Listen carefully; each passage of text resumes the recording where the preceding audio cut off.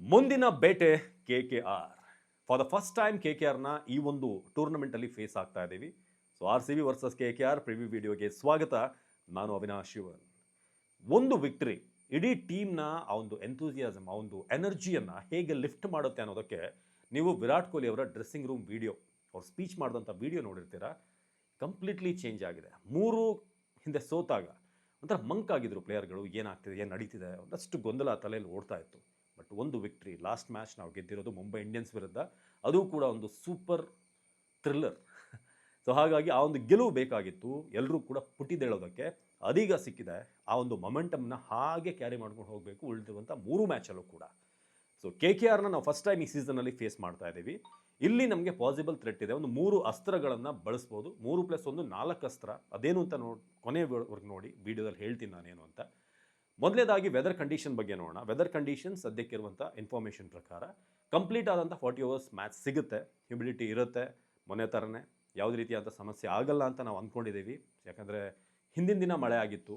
So ಇದೀಗ ಈ ಒಂದು ರಾಯ್ಪುರ್ ಪಿಚ್ ಕಂಪ್ಲೀಟ್ಲಿ 40 ಅವರ್ಸ್ಗೆ ಒಂದು ಅರ್ಹವಾದಂಥ ಪಿಚ್ ಅಂತ ಅನ್ನಿಸ್ತಾ ಇದೆ. ಯಾಕಂದರೆ ಯಾವುದೇ ಡಿಸ್ಟರ್ಬೆನ್ಸ್ ಆಗಲ್ಲ ಅಂತ ನಾವು ನಂಬಿದ್ದೀವಿ.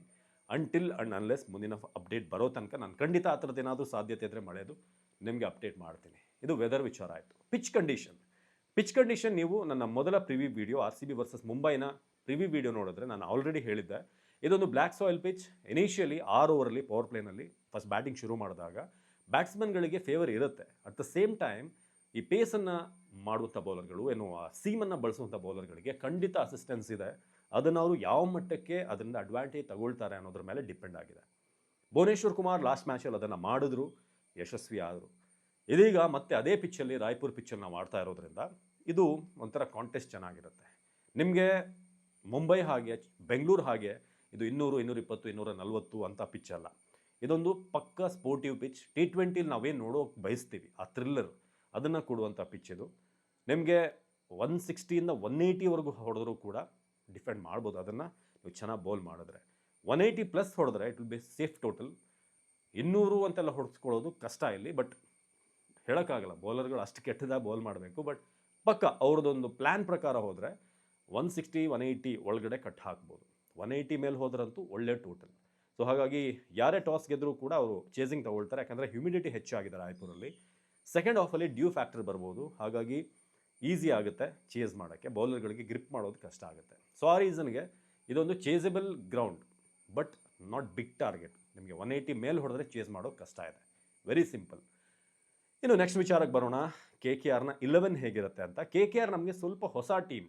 ಯಾಕಂದರೆ ಈ ಸೀಸನಲ್ಲಿ ಆಲ್ಮೋಸ್ಟ್ ಅವ್ರ ಜೊತೆ ನಾವು ಆಡೇ ಇಲ್ಲ, ಒಂದು ಮ್ಯಾಚು ಆಡಿಲ್ಲ.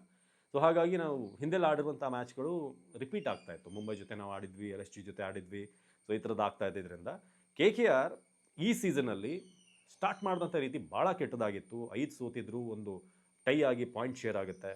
ಅದಾದಮೇಲೆ ಅವರು ಕಮ್ಬ್ಯಾಕ್ ಮಾಡಿದಂಥ ರೀತಿ, ಲಾಸ್ಟ್ 4ಕ್ಕೆ 4 ಮ್ಯಾಚ್ ಕೂಡ ಗೆದ್ದಿದ್ದಾರೆ. ಜೊತೆಗೆ ಒಂದು ಸೂಪರ್ ಓವರ್ನ ಗೆದ್ದಿದ್ದಾರೆ. ರಿಂಕು ಸಿಂಗ್ ಆಡಿದಂಥ ರೀತಿ ಫಿನಿಷ್ ಮಾಡಿರೋದು, ಎಲ್ಲೋ ಆ ಟೀಮ್ ಮತ್ತೆ ರೀಗ್ರೂಪ್ ಆಗ್ತಾ ಇದೆ. ಅದನ್ನು ನಾವು ನೋಡ್ತಾ ಇದ್ದೀವಿ. ಸೊ ಲಾಸ್ಟ್ ಮ್ಯಾಚಲ್ಲೂ ಕೂಡ ನಾವು ನೋಡಿದ್ರೆ ಡೆಲ್ಲಿ ಕ್ಯಾಪಿಟಲ್ಸ್ನ ಹೊಡೆದು ಬಿಸಾಕಿದ್ರು ಅವರು. ನಿಮಗೆ ಇಲ್ಲಿ ಒಂದು ಗಮನಿಸಬೇಕು. ನಾನು ಆ ಲಾಸ್ಟ್ 4 ಮ್ಯಾಚ್ನ ಗೆಲುವನ್ನು ರಿಸರ್ಚ್ ಮಾಡಿದೆ ಅಥವಾ ಒಂದಷ್ಟು ವಿಚಾರಗಳನ್ನು ಕಲೆ ಹಾಕಿದಾಗ ಅವರು ಗೆದ್ದಿರೋದು ಅವರ ಬೌಲಿಂಗಿಂದ. ಅವರ 4 ಮ್ಯಾಚಲ್ಲೂ ಕೂಡ ಯಾವುದೇ ಟೀಮಿಗೆ 165 ಮೇಲೆ ರನ್ ಕೊಟ್ಟಿಲ್ಲ. ಇದನ್ನು ನೋಟ್ ಮಾಡ್ಕೊಳ್ಳಿ. ಲಾಸ್ಟ್ 4 ಮ್ಯಾಚಲ್ಲೂ ಕೂಡ ಹೈಯೆಸ್ಟ್ ಅವ್ರು ಕೊಟ್ಟಿರೋದು 165. ಅವರ ಬೌಲಿಂಗ್ ಸ್ಟಾರ್ಟಿಂಗಲ್ಲಿ ತುಂಬ ಒಂಥರ ಅನ್ಸೆಟ್ಲ್ ಅನಿಸ್ತಾ ಇತ್ತು. ಯಾರೂ ಕೂಡ ಒಂಥರ ಬಾಂಡಿಂಗ್ ಇರಲಿಲ್ಲ. ಬಟ್ ನಿಮಗೆ ಅಲ್ಲಿ 3 ಜನ ಫಾಸ್ಟ್ ಬೌಲರ್ಸ್ ಇದ್ದಾರೆ. ಒಂದು ವೈಭವ್ ಅರೋರಾ, ಅನುಕೂಲ್ ರಾಯ್, ಕಾರ್ತಿಕ್ ತ್ಯಾಗಿ. ಈ 3 ಯಂಗ್ಸ್ಟರ್ಸ್ ಲಾಸ್ಟ್ 4 ಮ್ಯಾಚಲ್ಲಿ ಬೆಂಕಿ ಬೌಲಿಂಗ್ ಬಿಡ್ತಿದ್ದಾರೆ. ಎಕಾನಮಿ ಅಂತೂ ಆಲ್ಮೋಸ್ಟ್ 6, 7, 8 ಇದೆ. 4 ಓವರ್ಗೆ 30, 4 ಓವರ್ಗೆ 25 ಈ ಥರ ಬೌಲಿಂಗ್. ಕಾರ್ತಿಕ್ ತ್ಯಾಗಿ ಅಂತೂ 3 ವಿಕೆಟ್, 2 ವಿಕೆಟ್, ಅದು ಕೂಡ ಎಕಾನಮಿ 8 ಮೇಲೆ ಹೋಗ್ತಾ ಇಲ್ಲ, ಅಷ್ಟು ರೀತಿಯಾಗಿ ಬೌಲಿಂಗ್ ಮಾಡ್ತಿದ್ದಾರೆ. ಅವರ ಜೊತೆಗೆ ವರುಣ್ ಚಕ್ರವರ್ತಿ ಲಾಸ್ಟ್ 4 ಮ್ಯಾಚಲ್ಲಿ 2 ಸಲ ಮ್ಯಾನ್ ಆಫ್ ದಿ ಮ್ಯಾಚ್ ಆಗಿದ್ದಾರೆ. ಅದು ಕೂಡ 4 ಓವರ್ಗೆ 20 ರನ್, 4 ಓವರ್ಗೆ 18 ರನ್, 3 ವಿಕೆಟ್. ಅವರು ಮತ್ತೆ ವಾಪಸ್ ಆ KKR ಏನು ವರುಣ್ನ ರಿಟೈನ್ ಮಾಡಿದೆಯಲ್ಲ ಅದು ಯಾಕೆ ಅಂತ ತೋರಿಸ್ತಾ ಇದ್ದಾರೆ. ಇನ್ನೊಂದು ಸುನಿಲ್ ನರೇನ್ ಕೂಡ ನಾವು ಲಾಸ್ಟ್ ಒಂದಷ್ಟು ಮ್ಯಾಚ್ಗಳನ್ನು ನೋಡಿದ್ರೆ 4 ಮ್ಯಾಚಲ್ಲಿ ಅವರ ಎಕಾನಮಿ ಕೂಡ ಸಕ್ಕದಾಗಿದೆ. ಕೆಲವೊಂದರಲ್ಲಿ 4ಕ್ಕೆ 18 ರನ್ನೆಲ್ಲ ಕೊಟ್ಟಿದ್ದಾರೆ, 1 ವಿಕೆಟ್, ಕೆಲವೊಂದರಲ್ಲಿ 2 ವಿಕೆಟ್ ತೊಗೊಂಡಿದ್ದಾರೆ. ಸೊ ಕಂಟೈನ್ ಮಾಡ್ತಿದ್ದಾರೆ, ರನ್ ಕೊಡ್ತಾ ಇಲ್ಲ, ಅವರು ಕಾಸ್ಟ್ಲಿ ಆಗ್ತಾ ಇಲ್ಲ. ಸೊ ಇದು ನಮಗೆ ನೇರವಾಗಿ ನಾಳೆಯ ಫೈಟ್ ಅಥವಾ ಇವಾಗ ನೀವು ವಿಡಿಯೋ ನೋಡ್ತಾ ಇದ್ರಿ ಇವತ್ತಿನ ದಿನ RCB ವರ್ಸಸ್ KKR, RCBಯ ಬ್ಯಾಟಿಂಗ್ ವರ್ಸಸ್ KKRನ ಬೌಲಿಂಗ್ ಆಗಿರುತ್ತೆ, ನೋ ಡೌಟ್. ಇದನ್ನು ಈಗಲೇ ಬರೆದು ಕೊಡ್ತೀನಿ ನಿಮಗೆ.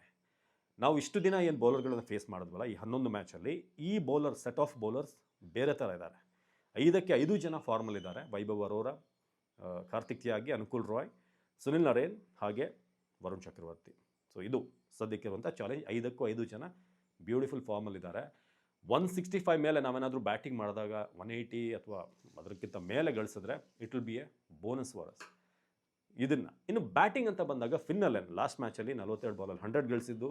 ಅವ್ರ ಜೊತೆಗೆ ಅಜಿಂಕ್ಯ ರಹಾನೆ ಅಂತ ಟಚ್ಚಲ್ಲಿಲ್ಲ, ರಘುವಂಶಿ ಇದ್ದಾರೆ, ಸೊ ಅವರು ಕೂಡ ಓಕೆ ಅನ್ನೋ ರೀತಿಯಾಗಿ ಆಡ್ತಾ ಇದ್ದಾರೆ. ಅಂಕ್ರಿಶ್ ಅದಾದಮೇಲೆ ಮನೀಶ್ ಪಾಂಡೆ ಅವ್ರನ್ನ ಲಾಸ್ಟ್ ಮ್ಯಾಚಲ್ಲಿ ಆಡಿದ್ರು, ಬ್ಯಾಟಿಂಗ್ ಸಿಕ್ಕಿರಲಿಲ್ಲ. ರೋಮನ್ ಪವಲ್ ಇದ್ದಾರೆ.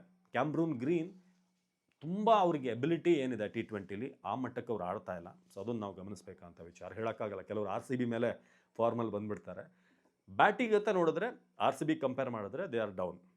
ನಿಮಗಿರೋದಲ್ಲಿ ರಹಾನೆ, ಅಂಕ್ರಿಶ್ ಹಾಗೆ ಫಿನ್ ಅಲೆನ್ ಲಾಸ್ಟ್ ಮ್ಯಾಚಲ್ಲಿ ಸೆಂಚುರಿ ಗಳಿಸಿರೋದ್ರಿಂದ ಒಳ್ಳೆ ಕಾನ್ಫಿಡೆನ್ಸ್ ಇರುತ್ತೆ. ರೋಮನ್ ಪೋವೆಲ್ ಹಾಗೆ ಮನೀಶ್ ಪಾಂಡೆ, ರಿಂಕು ಸಿಂಗ್ ಇಂಥ ಪ್ಲೇಯರ್ಸ್ ಇದ್ದಾರೆ. ರಮಣ್ ದೀಪ್ ಅಂತ ಆಲ್ರೌಂಡರ್ಸ್ ಎಲ್ಲ ಆಡ್ತಾರೆ. ಬೌಲಿಂಗ್ ನಾನು ಆಲ್ರೆಡಿ ಹೇಳಿದೆ ನಿಮಗೆ. ಸೊ ಇದು completely RCB batting versus KKR bowling ಇರುತ್ತೆ ನಾಳೆ, ಅಂಥ ಕಾಂಟೆಸ್ಟ್ ಇರುತ್ತೆ. ಇನ್ನು RCB ವಿಚಾರಕ್ಕೆ ಬರೋಣ. ನಮ್ಮಲ್ಲಿ ಏನಾದರೂ ಚೇಂಜ್ ಆಗುತ್ತಾ ಅಂತಂದರೆ ಬಹುಶಃ ಒಂದು ಚೇಂಜ್ ಆಗ್ಬೋದು RCBಲಿ. ಫಿಲ್ ಸಾಲ್ಟ್ ಏನಾದರೂ ಫಿಟ್ ಆಗಿದ್ದಾರೆ ಅಂತಂದರೆ ಬೆಥೆಲ್ ಪ್ಲೇಸಿಗೆ ಅವರು ಇಮಿಡಿಯೇಟ್ಲಿ ಬರ್ತಾರೆ ಒಳಗೆ, ಅದರಲ್ಲಿ ಯಾವುದೇ ಡೌಟ್ ಇಲ್ಲ. ಆವಾಗ ನಮಗೊಂದು ಆಪ್ಷನ್ ಸಿಗುತ್ತೆ, ಏನಾದರೂ ಜಿತೇಶ್ನ ಡ್ರಾಪ್ ಮಾಡಿ ವೆಂಕಟೇಶ್ ಅಯ್ಯರ್ನ ತಗೊಳ್ಬೋದಾ ಅನ್ನೋದಕ್ಕೆ. ಯಾಕಂದರೆ ಅಂಥ ಫಾರ್ಮಲ್ಲಿ ಕಾಣ್ತಾ ಇಲ್ಲ ಜಿತೇಶ್. ನಿಮಗೆ ಫಿಲ್ ಸಾಲ್ಟ್ ಬಂದರೆ ಕೀಪ್ ಮಾಡ್ಬೋದು, ಬಟ್ ಫಿಲ್ ಸಾಲ್ಟ್ನ ನೀವು ಫೀಲ್ಡ್ರಾಗಿ ಬಳಸಿದ್ರೇ ಬೆಟರ್. ತುಂಬ ರನ್ ಸೇವ್ ಮಾಡ್ತಾರೆ ಅವರು. ಸೊ ಹಾಗಾಗಿ ಬೌಲಿಂಗ್ ಆಪ್ಷನ್ ಕೂಡ ನಿಮಗೆ ಏನಾದರೂ ಚೇಂಜಸ್ ಮಾಡಬಹುದಾ? ರೊಮ್ಯಾರಿಯೋ ಶೆಫರ್ಡ್ ಬಗ್ಗೆ ಅಂತೂ ಎಲ್ಲ RCB fans 90% last time bowling ಚೆನ್ನಾಗಿ ಮಾಡಿದ್ದಾರೆ, ಇನ್ಕ್ಲೂಡಿಂಗ್ ವಿರಾಟ್ ಕೊಹ್ಲಿ ಕೂಡ ಅದನ್ನು ಅಪ್ರಿಷಿಯೇಟ್ ಮಾಡಿದ್ರು. ಬಟ್ ನಾವು ಅವ್ರನ್ನ ಬರೀ ಬೌಲರಾಗಿ ತೊಗೊಂಡಿರೋದಲ್ಲ, ಫಿನಿಷರ್ ಆಗಿ ತೊಗೊಂಡಿರೋದು. ಟಿಮ್ ಡೇವಿಡ್ ಜೊತೆಗೆ ಶೆಫರ್ಡ್ ಫಿನಿಷರ್ ಆಗಬೇಕು ನಮಗೆ. ನಾವೇನು ನೇರವಾಗಿ ಏನು ಲಾಯ್ಕೆ ಎಲ್ಲ ವೇಸ್ಟ್ ಅಂತ ಹೇಳ್ತಾ ಇಲ್ಲ. ರೊಮ್ಯಾರಿಯೋ ಶೆಫರ್ಡ್ ಒಳ್ಳೆ ಟಚ್ಚಲ್ಲಿಲ್ಲ ಅಷ್ಟೇ. ಈಗ ಅವರು ಆ ಒಂದು ಫಾರ್ಮಲ್ಲಿ ಕಾಣಿಸ್ತಾ ಇಲ್ಲ. ಯಾಕಂದರೆ ಸ್ಟ್ರಗಲ್ ಮಾಡಿದ್ದು 11 ಬಾಲಿಂಗ್ 4 ರನ್ ಕೆಲವೊಂದು ಬಾಲ್ಗಳನ್ನು ಆಲ್ಮೋಸ್ಟ್ ಅವರು ಕಣ್ಮುಚ್ಚಿ ಬೀಸ್ತಾ ಇದ್ರು, ಎಲ್ಲಿಗೂ ಸಿಗ್ತಾ ಇರಲಿಲ್ಲ, ಕನೆಕ್ಟ್ ಆಗ್ತಾ ಇರಲಿಲ್ಲ. ಸೊ ಅದೊಂದೇ ಕನ್ಸರ್ನ್. ಈಗ ಒಳ್ಳೆ ಪ್ಲೇಯರ್ಸ್ ಆದರೆ ಫಾರ್ಮ್ ಸದ್ಯಕ್ಕೆ ಚೆನ್ನಾಗಿ ಕಾಣ್ತಾ ಇಲ್ಲ. ಸೊ ಜಾರ್ಡನ್ ಕಾಕ್ಸ್ ಅಂತ ಪ್ಲೇಯರ್ನ ನೀವು ಇಟ್ಕೊಂಡು ಒಳಗೆ ತರದೇ ಹೋದರೆ ಯಾವಾಗ ಅನ್ನೋ ಒಂದು ಪ್ರಶ್ನೆ ಸಹಜವಾಗಿ ಬರುತ್ತೆ. ಸೊ ಅದೊಂದು ಚೇಂಜ್ ನನಗೆ ಅನಿಸ್ತಾ ಇರುತ್ತೆ. ನಮ್ಮ ಮ್ಯಾನೇಜ್ಮೆಂಟ್ ನಮಗೆ ಗೊತ್ತು ಹೇಗೆ ಅಂತ. ಅವರು ಒಂದು ಚೇಂಜ್ ಮೇ ಬಿ ಬೆಥೆಲ್ ಬದಲು ಸಾಲ್ಟ್ ಫಿಟ್ ಆಗಿದ್ರೆ ಒಳಗೆ ಬರ್ತಾರೆ. ಆ್ಯಂಡ್ ಬೇರೆ ಏನು ಚೇಂಜಸ್ ನನಗೇನು ಅನಿಸ್ತಾ ಇಲ್ಲ. ಯಾಕಂದರೆ ಇದೇ ಪಿಚ್ಚಲ್ಲಿ ನಾಳೆ ಹಿಂದೆ ಅಂದರೆ 2 ದಿನ ಹಿಂದೆ ಮ್ಯಾಚ್ ಗೆದ್ದಿರೋದ್ರಿಂದ ಮತ್ತು ಅದನ್ನು ಡಿಸ್ಟರ್ಬ್ ಮಾಡೋಕ್ಕೆ ಹೋಗಲ್ಲ ಅಂತ ನಾನು ಅಂದ್ಕೊಂಡಿದ್ದೀನಿ. ಶೆಫರ್ಡ್ ಕೂಡ ಡೀಸೆಂಟಾಗಿ ಬೌಲ್ ಮಾಡಿದ್ದಾರೆ. ಸೊ ಬೌಲಿಂಗ್ ಈ ಪಿಚ್ಚಲ್ಲಿ ಬೇಕಾಗುತ್ತೆ. ಸೊ ಈ ರೀಸನಿಂದ. ಸೊ ಇದು KKR ವರ್ಸಸ್ RCBಯ ಒಂದು ಹಿಸ್ಟ್ರಿ ನೋಡಿದ್ರೆ ಹಿಂದೆ ಎಲ್ಲ ನಾವು ಅವ್ರನ್ನ ಬೀಟ್ ಮಾಡ್ಕೊಂಡು ಬರ್ತಾ ಇದ್ವಿ. ಸೆಂಟ್ರಲ್ ಅವ್ರು ಸ್ವಲ್ಪ ನಮ್ಮನ್ನು ಡಾಮಿನೇಟ್ ಮಾಡಿದ್ರು. ಇದೀಗ ಮತ್ತೆ ಲಾಸ್ಟ್ ಒಂದು 2 ಇಯರ್ಸ್ ನೋಡಿದ್ರೆ ಮತ್ತೆ ನಾವು ಅವ್ರ ಮೇಲೆ ಡಾಮಿನೇಷನ್ ಮಾಡ್ತಾ ಇದ್ದೀವಿ. ಬಟ್ ನಾಳೆಯ ಪಿಚ್ ಕಂಡೀಷನ್ ಅವ್ರಿಗೆ ಅಡ್ವಾಂಟೇಜ್ ಆಗಿದೆ ಕಂಪೇರ್ ಟು ಅಸ್. ಹಾಗಂತ ನಮ್ಮಲ್ಲೇನು ಕಡಿಮೆ ಅಂತಲ್ಲ. ಭುವನೇಶ್ವರ್ ಇದ್ದಾರೆ, ಹೆಜಲ್ವುಡ್ ಇದ್ದಾರೆ, ಹಾಗೆ ಸುಯಶ್ ಸ್ಟಿಲ್ KKR ಅವ್ರ ಹಳೆ ಫ್ರ್ಯಾಂಚೈಸಿ. ಕೃಣಾಲ್ ಪಾಂಡ್ಯ ಮೊನ್ನೆ MI ಕೊಟ್ಟ ಹಾಗೆ ಇವರು ಕೊಡ್ತಾರ ನೋಡಬೇಕು. ಅದನ್ನು ಬಿಟ್ಟರೆ ಕೃಣಾಲ್ ಪಾಂಡ್ಯ ಚೆನ್ನಾಗಿ ಮಾಡ್ತಿದ್ದಾರೆ, ಬಟ್ ತುಂಬ ಏನು ವಿಕೆಟ್ ಟೇಕಿಂಗ್ ಅಂತಲ್ಲ, ಕಂಟೈನ್ ಮಾಡ್ತಿದ್ದಾರೆ, ಸ್ಟ್ರೀಟ್ ಸ್ಮಾರ್ಟ್ ಕ್ರಿಕೆಟ್ ಆಡ್ತಿದ್ದಾರೆ. ಬಟ್ ಬ್ಯಾಟಿಂಗ್ ಲಾಸ್ಟ್ ಮ್ಯಾಚಲ್ಲಿ ಆಡಿದ್ದಂತೂ ಕೃಣಾಲ್ ಪಾಂಡ್ಯ ನೆಕ್ಸ್ಟ್ ಲೆವೆಲ್. 2 ಪಾಯಿಂಟ್ನ ತಂದು ಕೊಟ್ಟರು ಅವರು. ಹಾಗೆ ಭುವನೇಶ್ವರ್ ಒಂದು 6ಇಂದ.